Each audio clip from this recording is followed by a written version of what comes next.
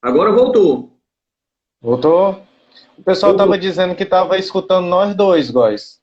Então, minha esposa aqui, está aqui do lado, ela também ligou dela, estava saindo. Aí estava sendo a sua voz, mas o seu, para mim, não estava mais chegando. Entendi, entendi. Pronto, vamos lá. Weldo, vamos falar de Vamos lesão na musculação. Estou vendo que tem uma galera aqui da educação física que está aqui, a Glebe já chegou, excelente profissional, a Glebe Alexa. Weldo, você é fisiculturista, trabalhou muito tempo com fisiculturismo e ainda trabalha, não é isso? Isso, eu escrevi um livro sobre a história da musculação aqui no estado. Competi várias vezes.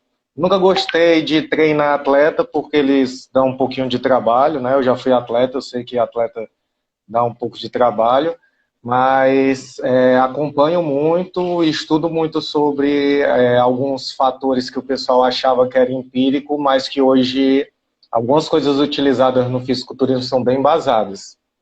Engraçado, né? O perfil profissional. Deixa eu só dar uma deixa aqui em relação ao perfil Ah, profissional. Eu não sei se você conhece a Tayana da Fortime, que ela tem uma assessoria de corrida, né? sei. E a Tayana, conversando com ela era atleta de altíssimo rendimento, né? Altíssimo rendimento. E aí ela acabou que ela casou com o treinador dela, né? O esposo dela hoje, o esposo dela, né? O único, né? Que ela tem. O esposo dela era o treinador dela. E ela é proprietária da Fortime, que tem uma porrada de atleta amador que trabalha com ela, né? E um dia eu perguntei a ele, Tayana, o seu esposo não trabalha com você não aqui na assessoria? Ela disse, não, porque ele só gosta de atleta. Ele só gosta de trabalhar com atleta de alto rendimento, que é um cara que dá trabalho, né?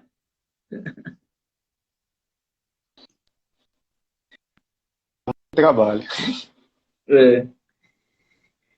Então, Elton, e o que é que tu pensa em relação à quantidade de lesões que tem na musculação? O que é que pode fazer para melhorar, para evitar? Como é que pode ser acompanhado? O que é que É. falta?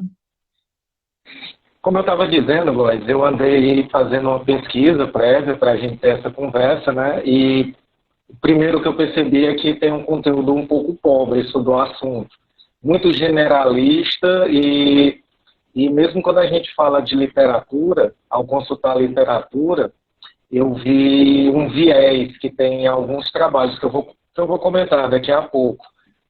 É, Mas antes, né, só para conceituar, as pessoas procuram musculação, hoje é uma das atividades mais físicas, né, mais procuradas no Brasil. Numa última pesquisa, por telefone, ela só ficava atrás da caminhada, então é uma modalidade muito praticada. O próprio aumento do número de praticantes recreativos alavanca os números de lesão para cima. Se tem mais gente praticando, tem uma diversidade maior de particularidades sendo expostas ao treinamento e, consequentemente, tem mais pessoas que podem estar se machucando.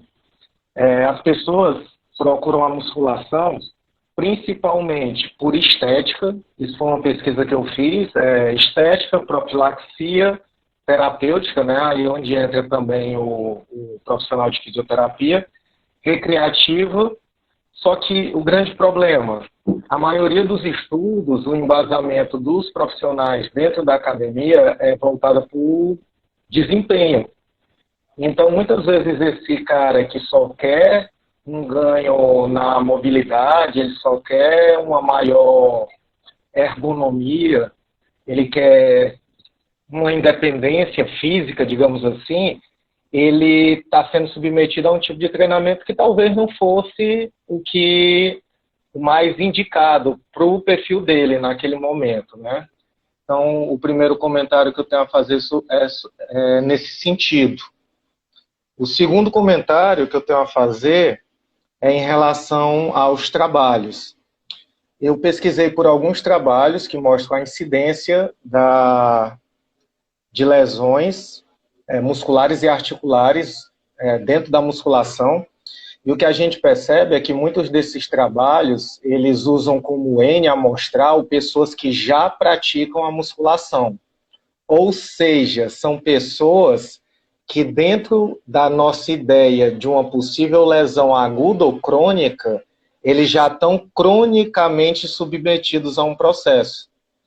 Fora que a intervenção pode ser um modelo que não se adeque ao protocolo de treinamento que ele vinha seguindo. Tirando esses pormenores, a gente vê que a pessoa que pratica musculação relata entre 40% a 17%, é uma variação bem razoável, já ter tido algum tipo de lesão durante o tempo de prática da musculação. Quando a gente vê os locais onde tem maior incidência de lesão, a gente vê ombro, coluna lombar, dorsais, joelho e cotovelo. Isso muda de pesquisa para pesquisa, mas repete muito joelho e ombro. Mas aí você acha, né, que esse cara, ele já tinha lesão e foi malhar já com lesão, tá certo? Ou, na verdade, ele executou um treino errado e, por conta desse treino errado, ele teve uma sobrecarga e veio a piorar? Tem as duas possibilidades, viu, Góis? Ele, dentro daquela pessoa que objetiva o ganho estético, a gente vê alguns conceitos como ser persistente, passar um pouco dos limites. Como eu disse, a pessoa entra como iniciante, mesmo sem ter fins competitivos, ela é submetida a uma lógica de treinamento que muitas vezes é realidade para uma pessoa que é um competidor, ou de uma modalidade que tem a musculação como benefício direto, ou de uma modalidade que tem a musculação como benefício indireto. E essa pessoa, ela tem como uma das normas dentro daquele treinamento ser persistente, resistir à dor, então tem esse fator. E tem também muito o treinamento errado. Por quê? Porque dentro dos princípios que eu disse para você que um dos maiores objetivos dentro da musculação é a estética.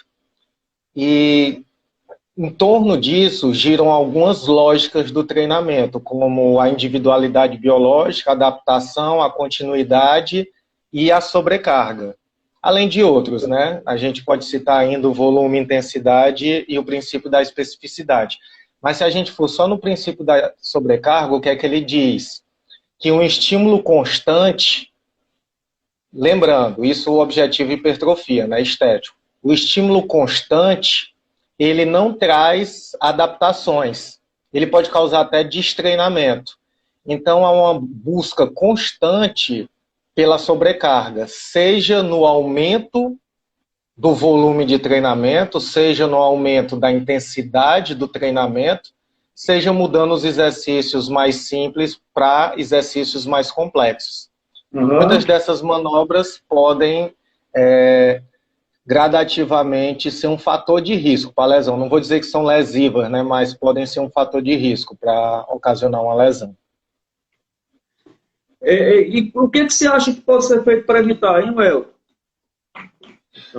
Perfeito.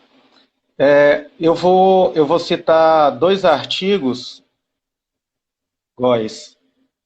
Um artigo é relacionado, eu coloquei aqui o título, né? A importância da conexão cérebro-músculo durante a progressão do treinamento, certo?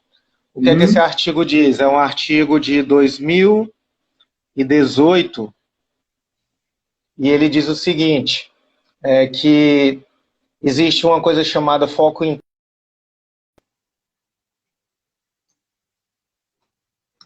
E aí, galera, caiu aqui, ó, a conexão do Elton. Esperar que ele voltar, tá?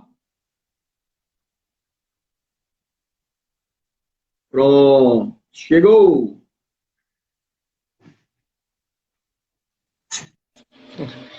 Eu caí muita live.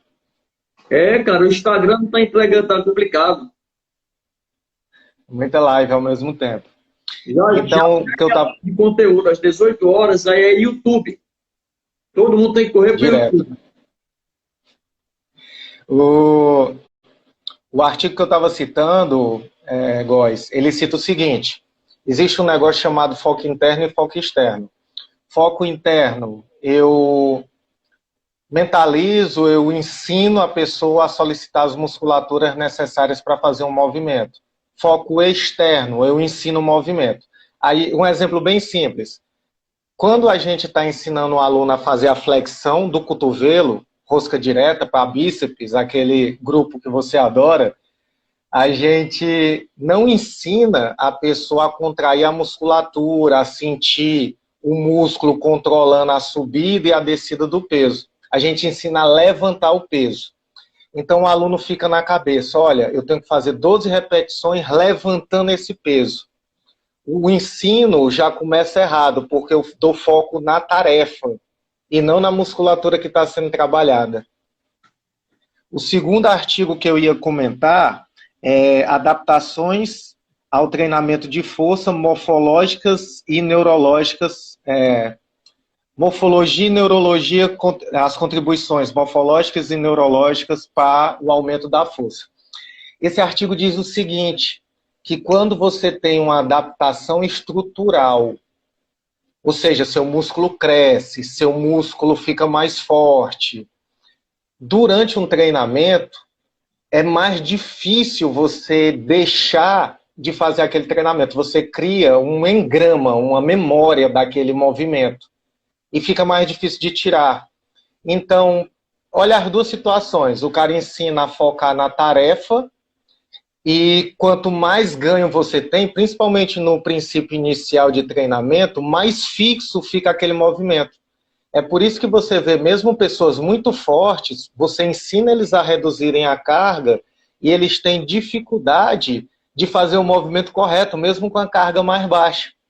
Porque ele aprendeu e teve ganhos estruturais, teve mudanças morfológicas com aquele outro tipo de movimento. Então, eu atribuo a isso. Oi. Meu início de trabalho com a musculação foi em 2003, né, há 17 anos, em que eu atendia um atleta de fisiculturismo, que era o Helder Bright, né? E eu acompanhei o Helder por alguns anos, né? E naquela época ele foi campeão Nordeste de fisiculturismo. Eu lembro que teve a fase que foi muito difícil, e que ele tinha acabado de ser campeão de fisiculturismo, e ele ganhou um salto de paraquedas. E aí, nesse salto de paraquedas, na chegada lá no solo, o Helder me aperreava, ele se aperreou e estendeu a perna, né? Era para ele ter levantado a perna, né? Era para ele ter levantado a perna para o cara que ia enganar com ele, o professor, aterrissar lá com paraquedas. E ele colocou o pé e teve uma fratura de tíbia. E foi uma fase muito difícil, né? Em que eu fiz essa recuperação do Helder. Eu achei muito legal que logo depois que ele se recuperou, ele foi campeão de novo. Uma coisa em que eu ficava admirado com o Helder era a disciplina que vocês têm. Você trabalhou e competiu com fisiculturismo, não é isso? E a disciplina que vocês têm é uma disciplina muito louca, rapaz. Cara, o Helder chegava lá na clínica, eu ficava muito puto, porque ele chegava lá na clínica, a gente estava fazendo fisioterapia, né? Recuperando. Aí, no meio do atendimento, eu estava fazendo um alongamento, o telefone dele tocava, sabe assim, um alarme. Ele disse, espera aí que está na hora de eu me alimentar. Eu disse, não, Helder, vamos acabar aqui, deixa daqui a 10 minutinhos. Não, é agora. Eu tenho que comer agora, porque essa proteína, ela estava fria. E aí, se não fizer assim, aí tirava maçã, tirava uma banana, tirava uma uva, tirava uma barra de cereal. Esse é o horário. Eu disse, que bicho doido. E aí assim, cara, e na época que era da competição, só para você ter uma ideia, a galera aqui, eu acho que tem muito público seu aqui da educação física, não tem? Tem até um colega que fez uma pergunta, viu? Aí depois eu quero responder, mas pode terminar. E todo mundo deve conhecer o Helder Braide, né? O Helder Braide deve ser uma figura muito conhecida no meio de vocês. E o Helder, na época que ele ia para fisioterapia, gente, quando ele ia para fisioterapia, Aí ele ia, aí tem a música, né? Que vocês têm que fazer a performance. Ele entrava e saía da sala escutando a música. E aí, durante o tratamento, eu queria conversar com ele, e era um negócio aqui, ele escutando a música da competição dele. Eu disse, Helder, tira isso, cara, vamos conversar. Ele disse, não, porque na batida disso aqui, eu tenho que fazer isso para sair essa fibra. Então, cara, ele é todo metódico. Mas era muita lesão. Era muita lesão. Tanto ele penava no treinamento machucando, como a gente era acalmando. Então era ele agonizando e a gente acalmando. Ele agonizando e a gente acalmando. Ele agonizando e a gente acalmando. As lesões. Cara, aí era epicondilite, era lesão de cabo longo de bíceps, aí era dor de coluna, você tá entendendo? Mas hoje, né, a gente tem aqui a tecnologia da termografia.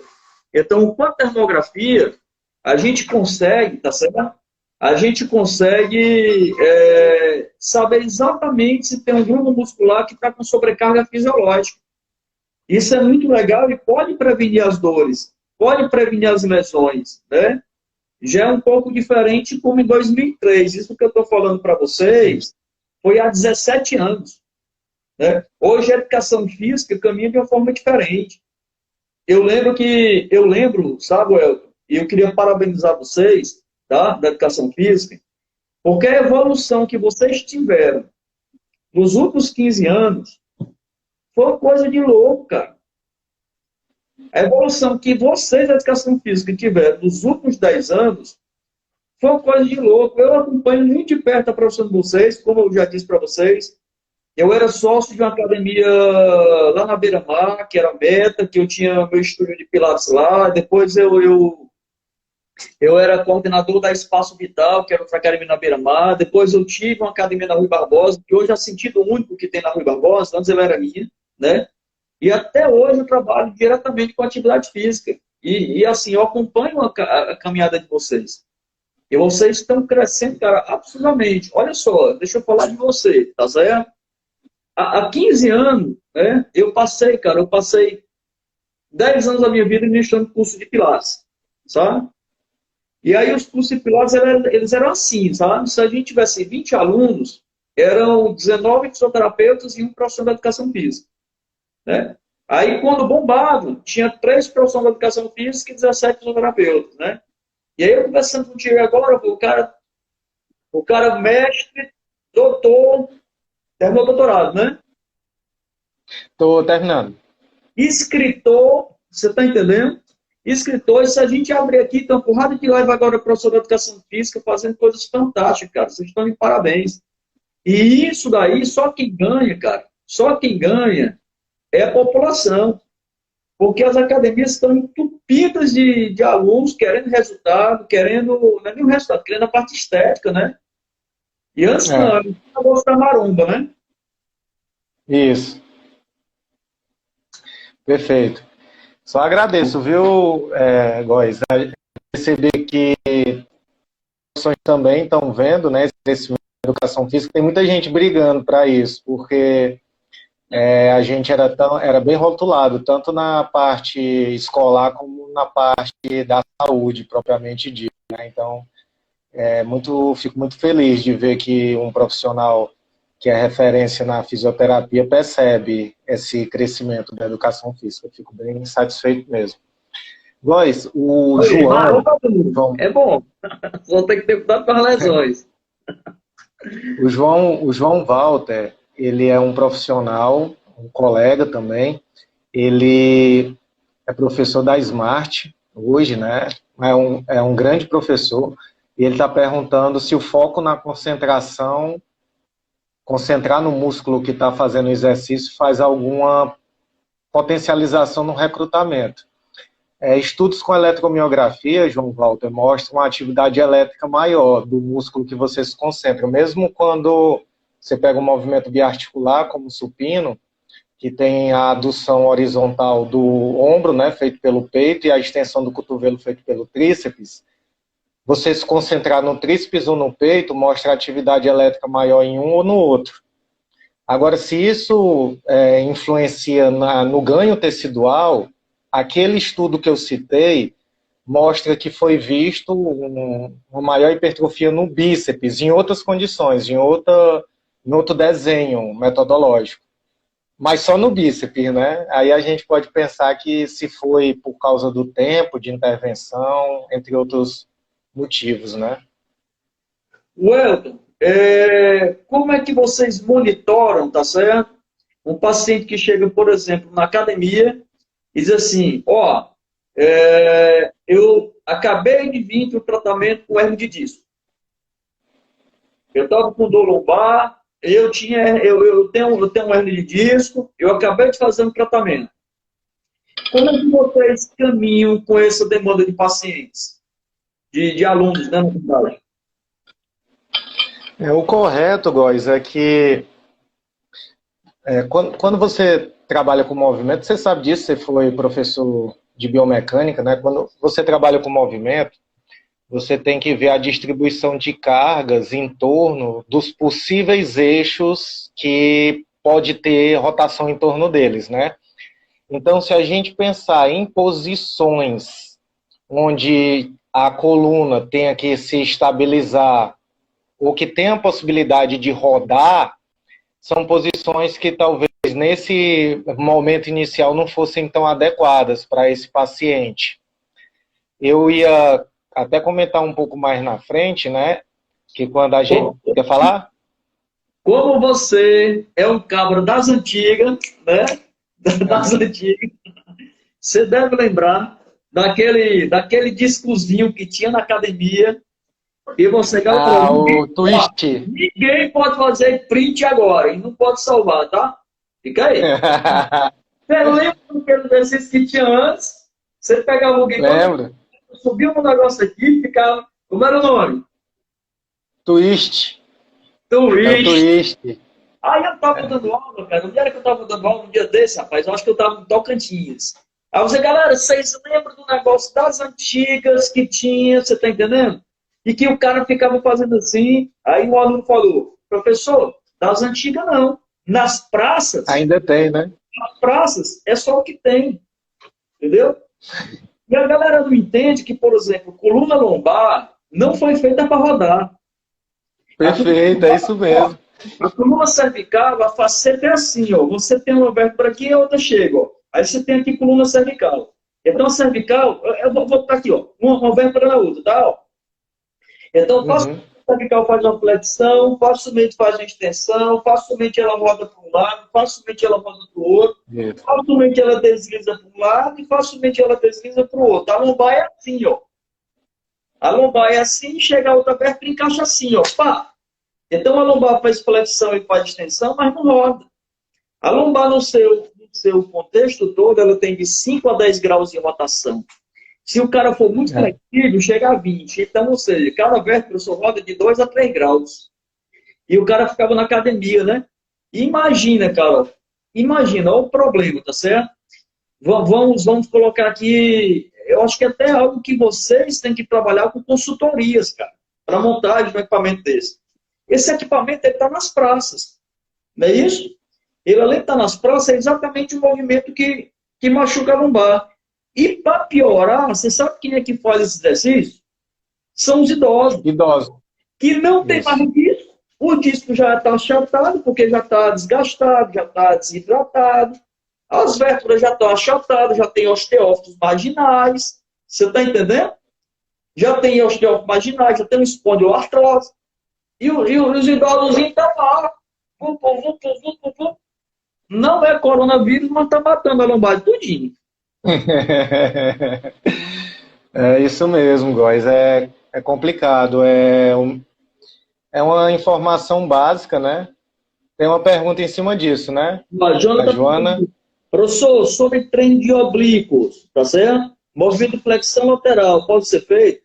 Cara, não tem problema você fazer esse tipo, você tá entendendo? De trabalho com rotação. Você tem que fazer. Mas uma coisa é você fazer um trabalho com rotação, outra coisa é você exagerar no movimento. Quando você exagera no movimento, aí você bate muito faceta por faceta. Aí você machuca disco, você machuca nervo, você machuca a faceta, e por aí vai. Tem que fazer o trabalho, está entendendo? Inclusive, Elton, por exemplo, eu falei para você de hernia de disco, né? Eu queria conversar Isso. contigo sobre alguns equipamentos, algumas coisas que o cara não pode fazer na musculação. Não que ele não possa fazer, mas tem que ter cuidado. Não pode trabalhar muito flexão de tronco. Porque se você trabalhar flexão de tronco, tem a problemática de piorar a lesão. Mas você tem que trabalhar também de forma controlada, porque ele vai fazer isso em casa, ele vai fazer isso no trabalho sem querer. Você está entendendo? E você tem que trabalhar o movimento para que esse movimento ele saia controlado. Não pode ser uma prioridade de movimento. São movimentos naturais. E esse Isso mesmo. papo que a gente está tendo tem que ser um papo muito afinado. Você está entendendo? Isso. Ó, eu trabalho com futebol. E assim, o futebol que eu trabalho é futebol de alto rendimento. Se o profissional da educação física não for casado com o fisioterapeuta, lascou tudinho. Se o profissional da educação física não tiver um casamento com o fisioterapeuta, lascou tudo. É um negócio. A preparação física é a alma do negócio no time de futebol. E a educação é o preparo físico. Mas se ele não tiver um papo afinado, ele fadiga o atleta. Quando ele fadiga o atleta, estira músculo. A musculatura não aguenta, aí tem tosse, tornozelo. O joelho perde a estabilidade, rompe LCA. Aí por aí vai, meu irmão. Nossa profissão é legal porque a gente tem que estar assim, ó. Isso. A Joana fez outra pergunta, dizendo sobre condenar. É assim, Joana, ó. Quando a gente prescreve um exercício, a gente tem que ver o objetivo desse exercício. Aí vem o começo da live, né? Para que é esse exercício? Ele tem um cunho estético? Para que serve? A gente tem que ver onde as possibilidades de se realizar esse exercício. Eu vou te dar um exemplo, Joana. Muita gente trabalha o glúteo médio nas academias, certo? Esteticamente isso tem um resultado? Pode até ter, mas funcionalmente tem. Se a gente lembrar, o glúteo médio ele é um estabilizador da pelve durante o deambular, quando você anda. Ele impede que a pelve caia para o lado oposto que ele está. Ele e o eretor lombar do mesmo lado. Então tem que ver, quando alguns profissionais dizem que a gente não faz esse movimento, não é que a gente não faça, talvez a gente não use no dia a dia, né? Mas tem que ver o objetivo do exercício. Deixa eu, Joana, pelo amor de Deus, não me interprete mal, tá certo?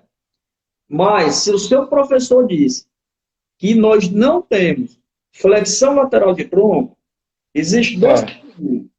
Ou você não escutou direito, tá entendendo? Ou esse professor não sabe o que está dizendo. Porque, ó, aí eu vou pegar aqui uma...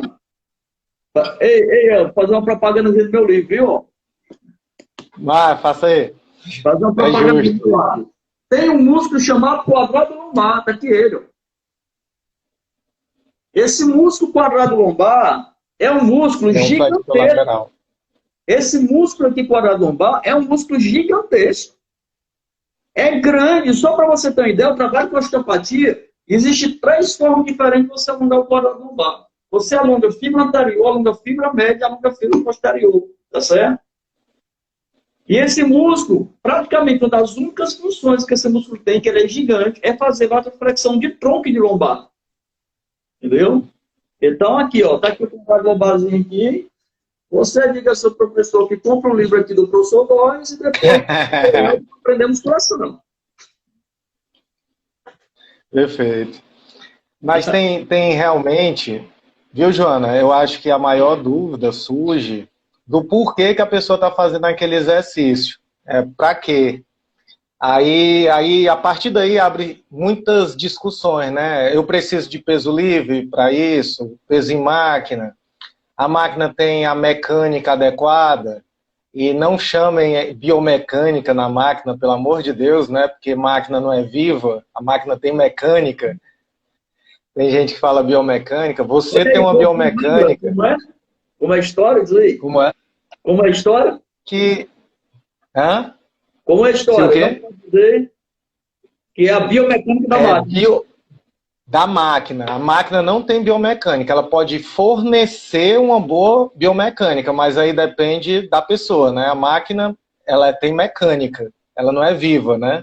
Cara, a gente discute muito na fisioterapia as terminologias, né? A galera não sabe É. que as terminologias é importante, né? Já tive ex-aluno, né, dizendo, eu tô às vezes eu vou treinar e tem um ex-aluno dando aula, né? Ele, professor, faça nessa máquina que ela tem, aí, ó, aí é a máquina que tem, né? Ela tem uma boa biomecânica. Aí, meu filho, não faça isso não. Você faltou aquela aula. A Rapaz, e o máquina pior tem é que mecânica. eu chamo também, você acredita? Vou mais chamar, não. É vício de linguagem, às vezes, né? A gente se acostuma a dizer, a máquina pode oferecer uma boa biomecânica, mas ela não tem, Ah, né? isso. É. Aí, alia isso ao seguinte, ó. Pensa um leg press. Um leg press tem de diferentes formatos, diferentes alturas de plataforma, diferentes inclinações, e dependendo do tamanho da pessoa, dependendo do tamanho do fêmur da pessoa, dependendo da relação do quadril com o joelho, o ângulo Q da pessoa, a máquina pode ser indicada para essa pessoa ou não. O Ou paciente essa que pessoa tem que ter tem, uma adaptação. o paciente que está saindo de uma crise de disco e que já está na fase crônica, o fisioterapeuta já liberou, você jogaria ele no leg press? Galera, aqui a gente não combinou nada, tá certo? Aqui a gente está batendo um papo, tá para bater um papo, tá para aprender e tá para ensinar, tá? Então, por exemplo, se eu tiver uma opinião diferente do Elton, né, e ele tem uma opinião diferente de mim, aqui a gente está para construir um bate-papo, tá certo? E, e vamos lá, vamos conversar. A galera gosta de saber disso, bicho. O cara acabou de sair de uma crise aérea, você indicaria o Magno aqui já está dizendo que não. Eu vou na mesma opinião do Magno.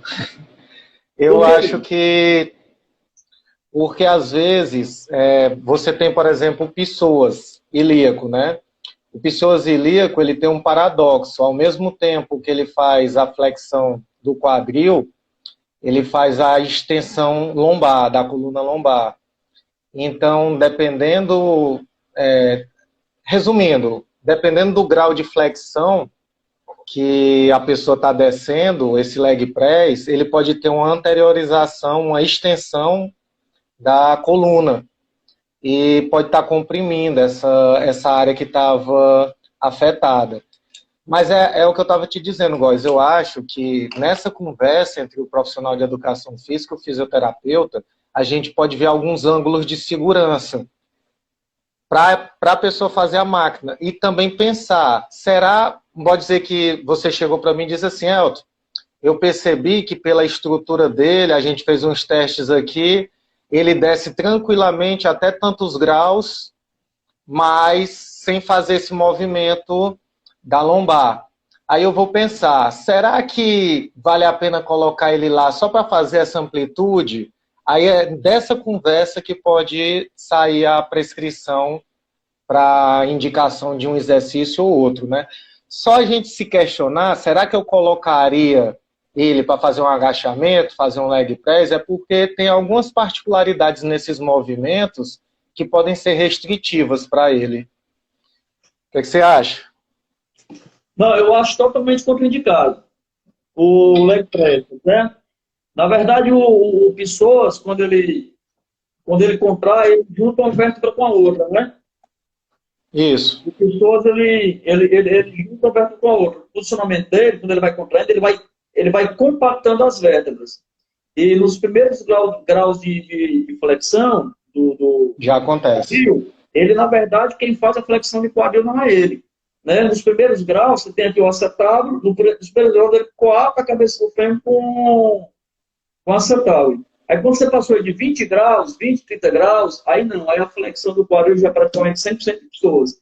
E quando você faz a flexão de quadril, nessa retroversão pélvica, você inverte a coluna lombar. Você abre o espaço posterior. Aí olha só, deixa eu ver Isso. se eu consigo fazer aqui, tá? Tá? Então vamos lá. O cara pegou, o cara tem a lordose lombar, né? Lordose lombar. Uhum. Quando senta, já inverte, ó, né? Quando Isso. sentou no leg press, já inverteu. Quando inverteu, o espaço posterior estava assim, já fez isso, ó. Aí o discozinho que sai para trás já está saindo mais. E aí, ó, rapaz, tô com medo de cair aqui com essa cadeira. Aí quando faz que vai empurrar, aí a coluna já está invertida, né? Aqui, ó, está invertida. Aí você tem uma ação e tem uma força de reação para cá, uma força resultante. Você está entendendo? Que vem para onde? Jogando o disco para trás. Então, eu penso que logo de imediato, na volta de. Ela dá isso aqui para a galera. Galera, vai perguntando aí, gente. Vai perguntando para o Elton, vai perguntando para mim aí. A gente ainda tem aqui mais 12 minutinhos, 15. Tá? Vai perguntando aí para a gente, tirando as dúvidas. A gente está aqui para. Então, eu penso que nessa fase inicial, tá? Eu penso que tem que fazer um trabalho mais de fortalecimento de paravertebrais e de fortalecimento de core, né? Para quem no treinamento funcional, se tiver alguém do Pilates ali, Powerhouse, mas é a mesma coisa, quase, para que isso aqui fique bem estabilizado na hora de fazer, por exemplo, um leg press. Concordo, foi nessa linha que eu falei. Eu acho que quando a gente se pergunta se indicaria um certo movimento, é porque provavelmente esse movimento já tem muita restrição para ser feito. Então talvez não fosse tão adequado. Só para somar, seja o equipamento, não seja o equipamento, e sim como ele... João, o equipamento ele tem as suas utilidades, ele talvez não sirva para todo mundo o tempo todo, né? Mas muito... Agora, que nem o Góes disse, né? Tem equipamento como o Twist que, mesmo se você pelejar, você não vê uma segurança nele. Você não vê como utilizar ele de forma segura. Na verdade, tem duas coisas, né? Tem um problema do equipamento e tem um problema de ser mal utilizado, né? Cara, eu fui. Teve uma época da minha vida que eu andei muito em Campina Grande, sabe? Teve uma época da minha vida que eu ministrei. Eu ia 5 vezes por ano em Campina Grande, ministrar curso, sabe? Lá tem uma academia chamada Corpus. Não sei se você já ouviu falar. Lá tem o Açude Velho, que é a coisa mais histórica, assim, da cidade. Aí tem a Academia Corpus. Essa academia, cara, ela fica 24 horas aberta. 24 horas. E aí, quando eu ia dar aula lá, eu ia malhar nessa academia. Aí o dono fez amizade comigo. Cara, ele foi me mostrar. Eu não acreditei da história, não. Cara, ele foi me mostrar um leg press que ele tinha acabado de comprar, sabe? Que esse leg press, ele disse, olha, esse leg press acabou de chegar, foi 28 mil reais. Eu disse, caraca, bicho, 28 mil reais para um equipamento desse. Então, é muita biomecânica, né? Desculpa, mecânica, tá? É muita mecânica integrada, é muita mecânica integrada no negócio. Mas mesmo assim, o equipamento dele devia ser um top A, né? Em relação à mecânica do equipamento. Mas mesmo assim, nesse caso, o cara que está acabando de sair de uma crise de hérnia, o equipamento pode ser... Quando ele está naquela posição, né? Para o momento. O Branco está perguntando quais as lesões mais frequentes no praticante. Eu meio que comecei falando sobre isso, né, Góes? Você que você é pós-doctor nisso aí do que eu. Eu pratiquei. Como eu disse, Branco, eu comecei falando sobre isso e normalmente são lesões no ombro, joelho e lombar. Aí só muda a ordem de acordo com o artigo. E a gente até entende o porquê dessas articulações, né? O ombro ele tem uma mobilidade muito grande, é uma articulação genoide, né, como o quadril, mas não é estabilizado como o quadril, ele é bem mais móvel do que o quadril. Fora a área do húmero ser bem melhor do que a área acromial que ele faz contato. Então permite um pouco mais de instabilidade. Tem muitos movimentos do ombro que dependem de uma associação com o movimento escapular também. Para cada grau de abdução, você tem meio grau de rotação da escápula para cima. Então, por exemplo, o ombro a 90 graus, ele tem 60 graus de abdução na articulação glenomeral e 30 graus de rotação para cima da escápula. E o Góes sabe que a síndrome... é o ombro e quem vai 30 é a escápula. E o Góes sabe que a síndrome do impacto ela é muito comum em pessoas que praticam exercícios com muita carga. E cria uma estabilização na escápula, o que dificulta essa mobilidade no ombro também. Não é o único problema que dá no ombro, né? Mas é um dos problemas que dá no ombro. O joelho branco, a gente tem uma diferença no tamanho dos côndilos. Quando o joelho está fletido, alguns músculos podem fazer rotação interna do joelho, por causa dessa diferença do tamanho dos côndilos. E, consequentemente, quem tem alguns desajustes ósseos, estruturais ou musculares, pode fazer um pouquinho de rotação. Góes trabalha com futebol. Eu acho que joelho é disparado a articulação que mais lesiona. É isso, Góes? Porque o... Né? Joelho e tornozelo. Mas as principais fica... estiramento muscular. Isso, estiramento. Se pegar todas as lesões, o que acontece mais é estiramento. Aí quando você pega um eixo fechado, né, como no futebol ou na musculação, e uma possibilidade de rotação do joelho é pedir para acontecer algum problema ali. E na coluna, Branco, por você criar diferenças de carga e botar em cima da coluna um eixo que poderia não existir se o vetor de resistência passasse sobre ele. Se você distancia a resistência da coluna, você cria um componente rotacional. Remada baixa. Remada baixa é aquele cara que fica sentado puxando aqui, Isso. Assim, você pode estar no banquinho, você pode estar sentado no chão, né? É sentado no chão, né? Pode estar sentado sem apoio atrás e tem algumas máquinas que têm um apoio. O problema é que quando você senta no chão, tá certo? Quando você senta, você faz uma báscula muito grande da pelve. Essa báscula, se essa musculatura não estiver boa, e está saindo da hérnia, tá certo? Está saindo, então, na verdade, é ruim. Tem uma probabilidade de piorar. Well, deixa eu te fazer uma pergunta. Eu acho que talvez até eu já saia da sua resposta, tá? Mas sem você puxar para o seu viés que você gosta. E sem querer gerar confusão, tá? Mas o cara para iniciar, a fazer atividade física, funcional ou musculação? Ixi. Eita. Malandro, cara, eu não esperava não, né, como é que você disse que uma pergunta dessa não é para gerar confusão? Góes. Nunca mais fazer uma live comigo. Cara, ó, minha pergunta é o seguinte. Você tem que escolher, velho.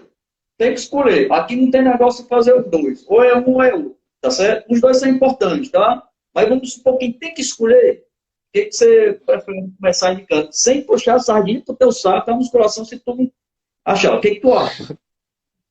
Sem puxar. Considerando a condição atual, o jeito que a pessoa chega para as duas coisas. Eu acho que a pessoa teria primeiro que aprender a se mexer. Aí depois passar para a musculação. A musculação primeiro é treinamento funcional? Não, na funcional. Eu acho que a pessoa teria que... Eu acho, de acordo com o modelo que tem hoje, do jeito que as pessoas estão entrando na academia e do jeito que poderia ser o ideal, né, digamos assim. Funcional para depois musculação. Eu acho que as pessoas não, elas entram na academia sem saber ativar a musculatura, sem saber se mexer, sem saber... Mas, cara, o funcional, tá certo? Não é o mais complexo, não. Porque, por exemplo, ó, deixa eu te dar uma ideia, porque eu estou te fazendo essa pergunta. Como eu falei para você, Eu ministrei aula por 10 anos de Pilates. Ministrar aula, que eu estou dizendo, não é só eu dando aula de Pilates, não. Eu ministrei curso de Pilates, né, por 10 anos. Eu formei 52 turmas e fui dono de 7 estudos de Pilates aqui na cidade. Então, Pilates é algo muito funcional e complexo, né? Pilates não é fácil não, velho. Pilates é muito difícil, cara. Então, Pilates é uma complexidade muito grande. Aí me pergunta, a minha opinião é contrária à sua, tá certo? Eu acho que a musculação, você consegue individualizar melhor a musculatura, tá certo? O que eu penso assim, né? Eu penso, posso estar completamente errado, trabalhar separadamente cada músculo, como a musculação faz, tá certo? Aí depois você integra tudo para fazer os dois juntos. Eu estou errado? Não, deixa eu só conceituar aqui. Oi, Eita, que apareceu um bocado de pergunta depois. Dá tempo, Góes, de responder isso tudo? Rapaz, se não der, a gente começa de novo. Atrasa a minha live aqui 5 minutos aqui. Pronto. Muita gente confunde funcional, eu sei que não é seu caso, né? Mas com aquele aulão coletivo que parece CrossFit, né? Que o pessoal faz na sala. Funcional, ele depende da funcionalidade, do que é que você quer, de você englobar alguns fatores específicos para aquela pessoa que está procurando fazer aquele aprendizado. Então, o funcional, ele engloba utilizar o mesmo sistema metabólico, os mesmos músculos e o mesmo movimento de uma atividade fim. Ou seja, se o objetivo da pessoa é a musculação, é o ganho estético depois, ele pode ter a funcionalidade antes dentro da musculação. É basicamente o que você respondeu. Se o objetivo não é o estético, por exemplo, a pessoa quer fortalecer... Saúde geral. Saúde geral. Ela pode fazer exercícios voltados para o seu dia a dia. Isso é ser funcional, treinar aquelas musculaturas necessárias para aquela atividade fim, né, que pode ser o dia a dia, com o mesmo sistema metabólico, com as mesmas musculaturas envolvidas e o mais difícil, que é a mesma situação do músculo na atividade. Se ele está em isometria, ele ser treinado isometricamente no funcional, os mesmos ângulos e com as cargas distribuídas igual à situação problema, né? Aí é que está a dificuldade da transferência. Na verdade, eu penso que musculação não funciona separado do Pilates, que não funciona separado do treinamento funcional, que não funciona separado da ergometria. Eu penso que você tem que integrar tudo, né? Por exemplo, aqui, você conhece meu espaço, né? Mas deixa eu só mostrar para a galera aqui, tá certo? A galera não conhece, tá tudo escuro aqui, porque a clínica aqui tá negócio coronavírus. Ó, aqui a gente tem um estúdio, tá? E nesse estúdio a gente junta máquina de musculação, né? Máquinas de musculação. A gente junta aqui, por exemplo, né? As máquinas de musculação. Aí tem máquina de pilates. Aí tem uma porrada de coisa de funcional, né? Porradazinha de coisa de funcional. Aí tem a parte de ergometria, né? Tem esteira, tem bicicleta, tem uma porrada de coisa. Então eu penso assim, que a gente tem que integrar tudo, né? A gente tem que integrar tudo. Tem hora que o cliente, quando ele vem para cá, a gente vai fazendo um mix do que for necessário, né? Então, se for precisar fazer um trabalho mais direcionado, vai na musculação, né? Se for fazer um trabalho, né, que precisa trabalhar equilíbrio, coordenação, vai mais no outro lado, né? E por aí vai, aqui a gente mistura tudo. Fugiu até da minha pergunta que eu vim para escolher, né? Aqui a gente mistura tudo. Mas eu penso que musculação, em alguns casos, às vezes é mais seguro, se tiver com o professorzinho ali, trabalhando mais individualizado, sabe? Com certeza. Eu gosto, que nem eu disse, eu sou suspeito para falar. Até o próprio funcional que eu imaginei, ele pode ser realizado dentro da sala de musculação se o objetivo for o crescimento dentro da modalidade. Até para algumas coisas do dia a dia. O que não é funcional é você pensar no movimento do agachamento, nas cargas que tem no agachamento e dizer que aquilo é específico para a pessoa saltar mais alto, por exemplo. pode ter alguma transferência que beneficie um salto mais alto, mas não é específico para isso. Não é específico. Não tem os mesmos ângulos, não tem a sobrecarga em cima dos mesmos músculos da tarefa anterior, nesse sentido, a funcionalidade que eu estou falando. Aqui surgiu uma nova aqui, ó, musculação funcional. Pronto, resolveu. Pronto.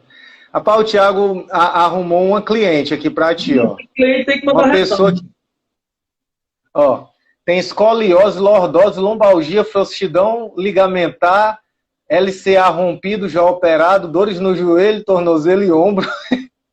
Mas ele botou o ré no final, acho que ele tá brincando. Pegou aquela música do Zé Meningite, né? Lembra? Zé Meningite já teve bronquite, sarampo, tuberculose. Meu filho, isso aí tem que fazer um trabalho geral, campais. Ainda pegou coronavírus, essa miserável. Ei, Thiago, você tá aí com cada coisa pra fazer, viu, meu irmão? Thiago é meu aluno da graduação. Menino muito bom. Well, a gente só tem 2 minutinhos, cara. Pois nós, eu queria só...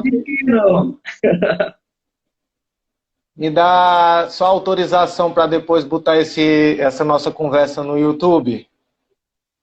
Rapaz, eu quero lhe pedir para me ensinar a fazer isso, porque eu não sei como é que grava essas lives. Rapaz, hoje tem 3 lives, eu sou a primeira. Agora vai ter minha live de conteúdo. Galera, ó, vai lá para minha live de conteúdo. É no YouTube, tá? José Góes. YouTube José Góes. Vamos falar sobre hérnia de disco. Tá muito massa essa live, certo? É de um curso de coluna que eu estou ministrando. São 9 aulas, videoaula, e 9 aulas ao vivo, tirando dúvidas da galera. Vai ser agora mesmo. Já estou atrasado. 18 horas. Ah, certo. E, ó, às 22 horas vai ter uma live sobre dor na relação sexual. Com a maior autoridade do Brasil, da América do Sul, com fisioterapia pélvica, que é o Gustavo Latorre. Tá certo? Gustavo Latorre. 10h30 da noite. Tá? Sim, Elke, vamos se despedir, porque senão eu não consigo fazer minha live aqui, Du. Pessoal, um abraço, valeu, Góes, o convite. É só chamar que a gente aparece aí. A gente ajeita os horários, que nem dessa vez, né? Depois de 3 tentativas, aí a gente vem aqui e conversa de novo. Galera, grande abraço, meu amigo. Obrigado pelo convite. A gente está combinando essa live, não tem menos de 6 meses. Não? Ela é. É menos de 6 meses. Cara, muito obrigado. Eu sou apaixonado pela profissão de vocês, tá certo? Caminhei junto com vocês desde o início. Em 2010, eu fui homenageado pelo conselho de vocês, né? Na época, o conselho de vocês homenageou a mim. Os homenageados eram eu, Dr. Helder Montenegro e o Ayrton do Clube do Vôlei. Foi muito legal, tá certo? Vamos caminhar juntos, vamos fazer outras lives, foi muito bacana.